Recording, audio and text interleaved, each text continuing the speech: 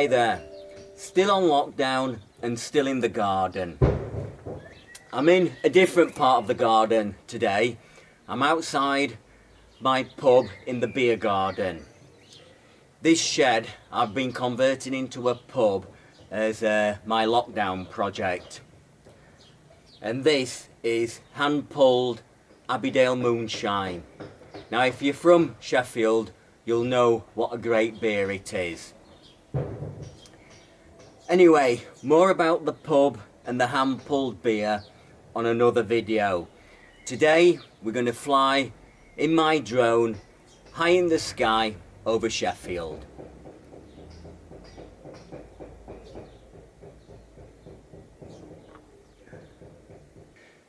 If you've been following my videos over the years, you'll know a lot of my videos are filmed in the rivers, in the underground culverts and on the moorland hills around Sheffield.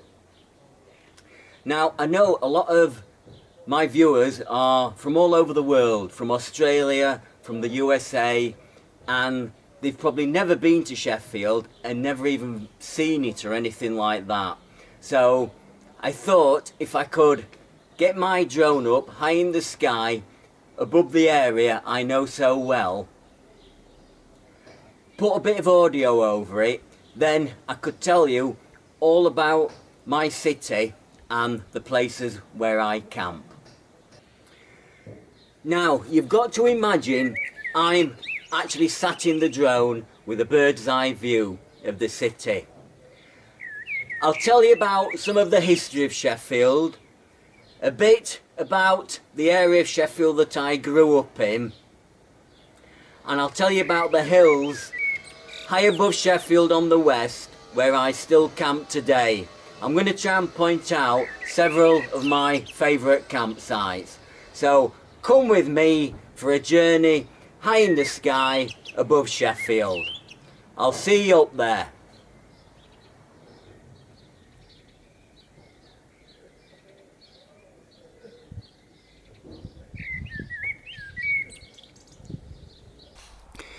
Just getting airborne now.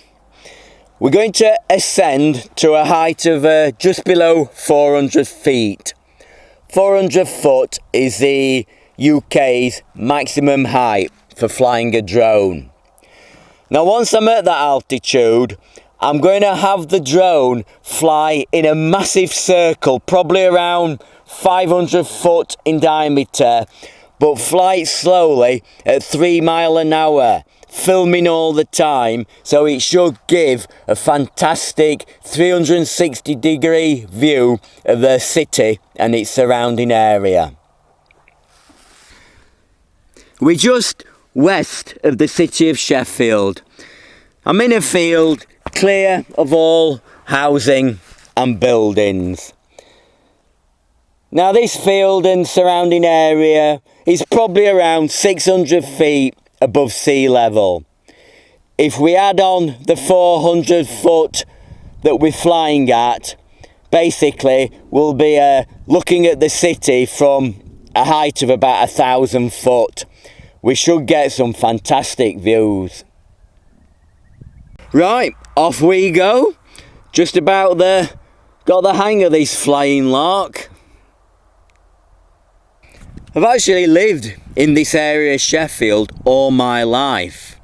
In fact, my family has lived probably only a few miles from here since the 1850s, so we haven't moved far in the last 150, 200 years. But I can't think of a better place to live. The city centre is about 3 miles in that direction, and then the Peak District is 3 miles in the other direction. What a fantastic place to live. The road you can see crossing left to right is Ringing Low Road. It's a long straight road, and it's the route I often walk up when heading up on the hills west of Sheffield to Wild Camp. We're actually looking south at the moment. It's mostly farmland and not an area of camping, but there are many footpaths and it's a nice area to go for a walk. On a clear day, you could see Chesterfield in the distance, about 15 miles away. But I have got a bit of haze, so it's not too clear when you're looking over about 10 or 15 miles. As we continue round, the western suburbs of Sheffield come into view. That's Bent's Green down there. I live just beyond there at Ecclesall, about a mile away.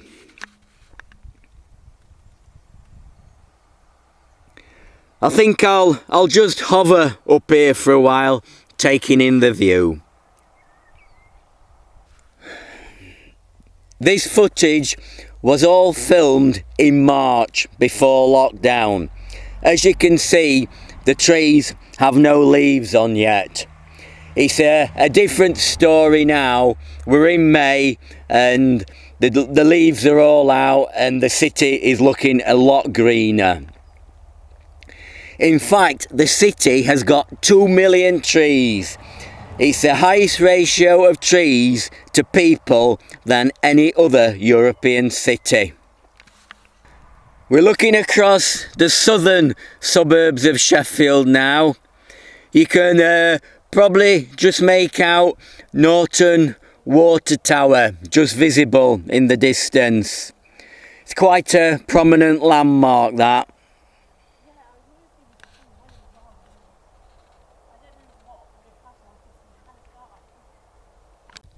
You can just see the city centre coming into view on the left of the picture. It's about 3 miles away. There's an awful lot of construction work going on in the town centre at the moment, with new tower blocks going up all over the place. It's certainly changing the city at the present time.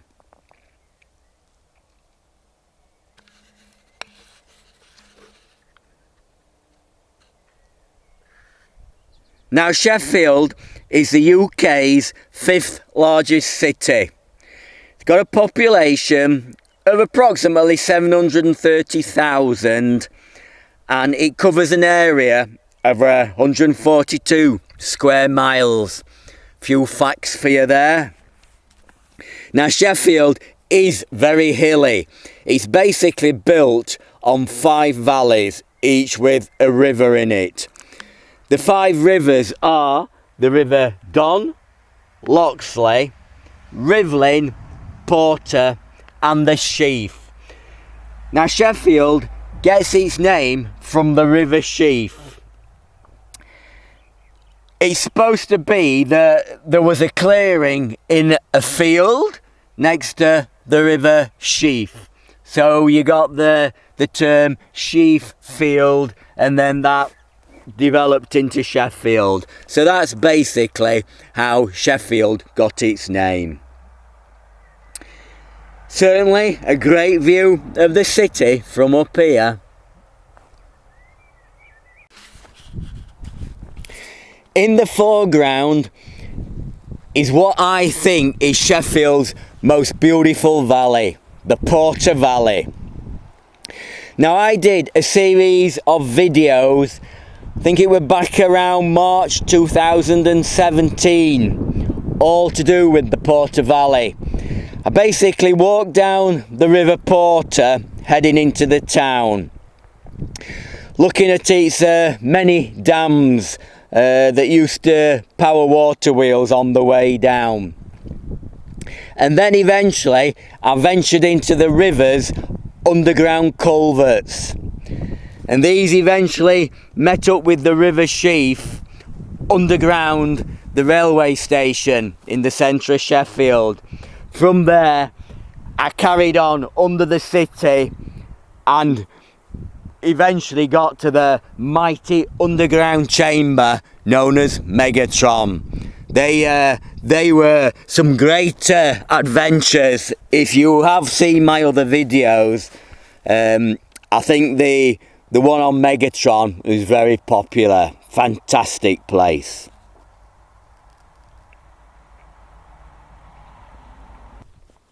The area just beyond the trees is Nether Green, where I was born 65 years ago, I might add.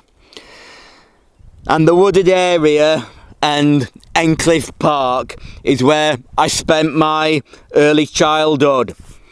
We used to play in the river, used to catch sticklebacks in the many mill ponds. And just bottom left of the picture, you'll see a dam. That's actually Wyermill Dam. And in the 1960s, 70s, that was so popular for radio-controlled boats. It was a fantastic place to go. Even if you didn't sail boats, you could just watch all the different radio-controlled boats on the dam.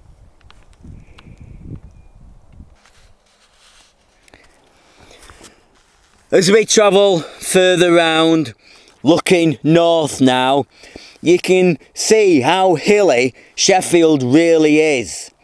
It goes from ground level in the town centre up to 1,000 foot on its hills.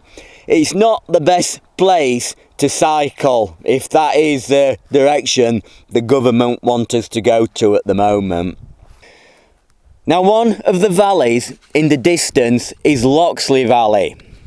Now, if you know your history, you will have heard of Robin Hood, or, as he was known round these parts, Robin of Loxley, as this is where he basically came from. It was in this area that Robin Hood roamed with his band of outlaws. It would have all been forest in those days. And the fact that his trusty lieutenant, Little John, is buried in the churchyard at Hathersage, only 10 miles from here, is added proof that Robin Hood, or Robin of Loxley, came from round this area.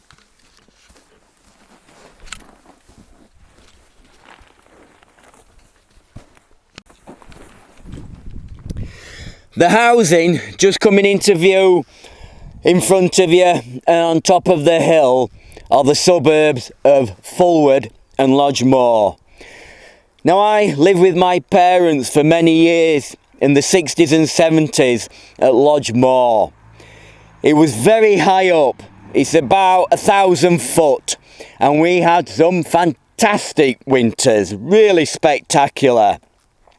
We used to get 5 or 6 foot snowdrifts some winters. Obviously, as children, it was great to play in and go out sledging on the hills.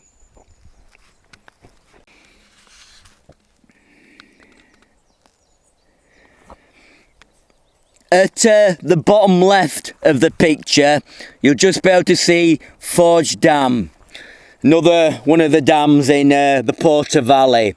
A lovely spot to visit, and it's actually got a cafe which is probably closed at the moment but should hopefully be opening later this year.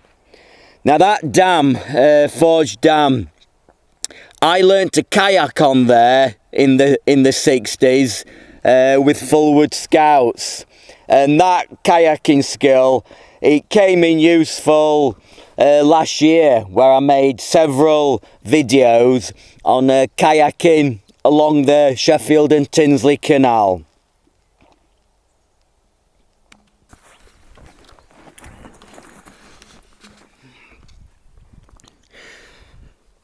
Now, beyond the houses is Rivlin Valley, another one of Sheffield's beautiful valleys. It's an area I spent a lot of my teenage years roaming through the woodlands, climbing trees, fishing in the River Rivlin for trout and dace, and also starting out with photography, learning how to photograph wildlife, and that's where my early interest in photography began.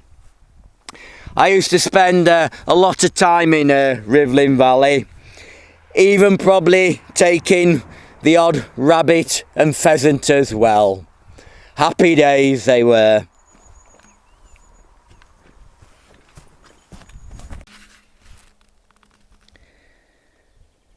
just left of the housing of Lodge Moor, you can just make out a green plantation. That was another one of my childhood areas I used to frequent.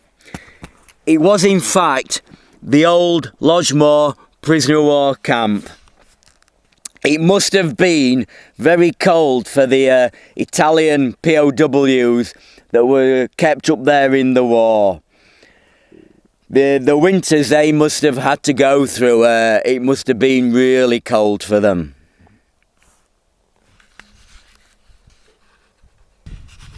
Now just behind the POW camp is a pub called the Three Merry Lads. It's one of the first pubs I used to go in when I was 15, I might add. I can remember buying a pint of Tetley's for 1 shilling and 6 in around 1970. I think in new money, new pence, that would be 7.5p today.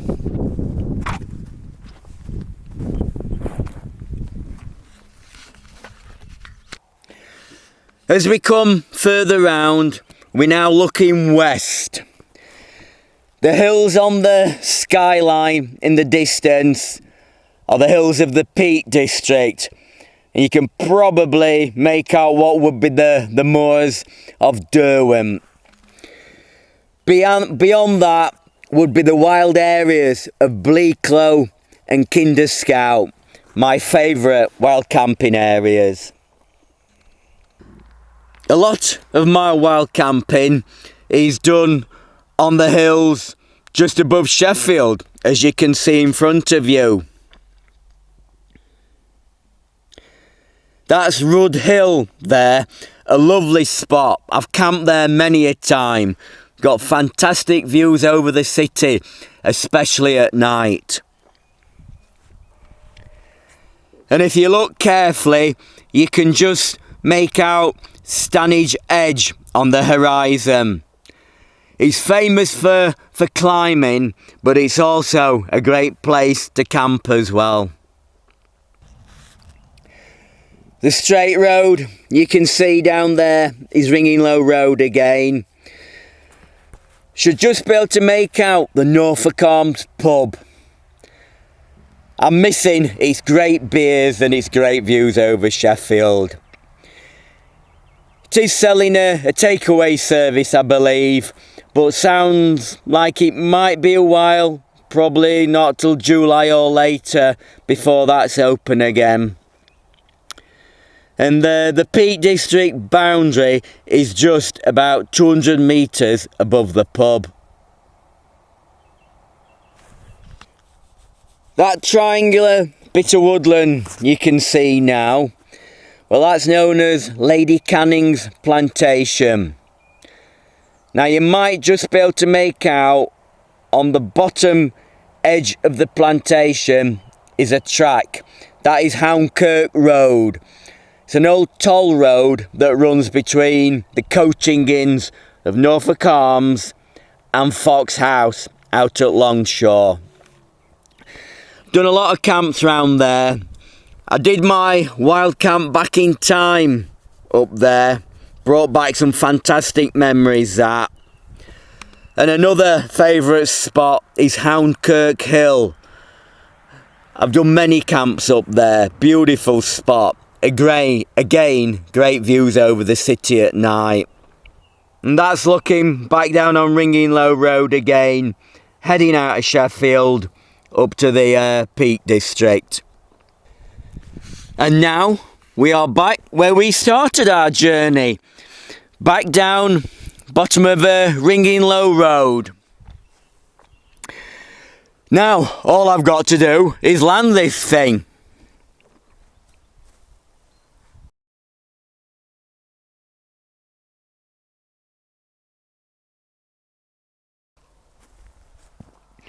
Whoops, just saw the propeller.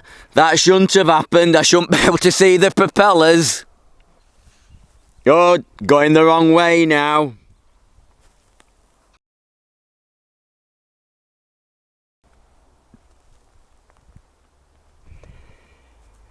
So I just got to manoeuvre this thing to get above where I want to land.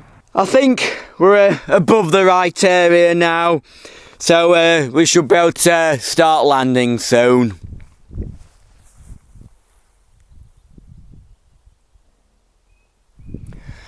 On our way down now, we should be touching down very soon.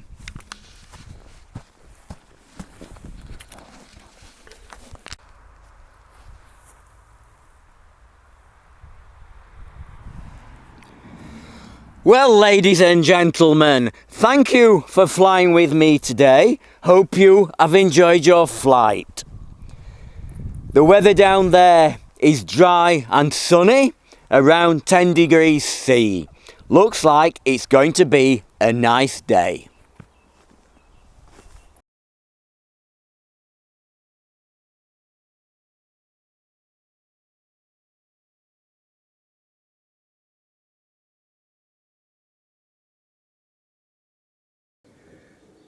Well, we're back on solid ground, back in the beer garden. Hope you enjoyed that little flight over my favourite areas of Sheffield. With it being filled in March, it did look a little bit drab, but now in May, the city is very green. All the trees have come into leaf and the city looks beautiful with all the trees out now. Lockdown has eased a little bit, but it's still not the right time to go out for wild camping yet. I keep meaning to have a wild camp in the garden. Maybe, but I want to get my shed pub finished so I can show you around and also show you my hand-pulled real ale. I hope this video has shown you a bit about Sheffield, where I live, and the beautiful hills on the west of the city where I do a lot of my wild camping. I'm just going to get myself another pint.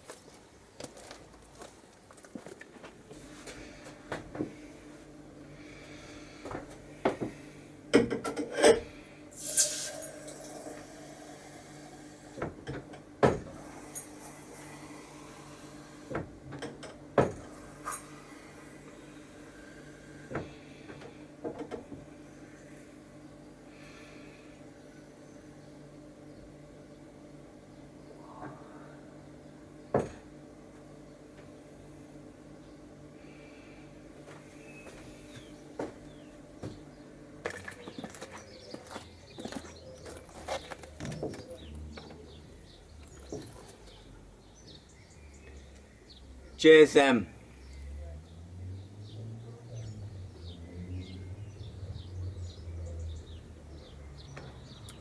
You can't beat a drop of hand-pulled beer. Anyway, look after yourselves. I'm going to leave you looking at the beautiful Porter Valley. I'll see you all soon. Bye then.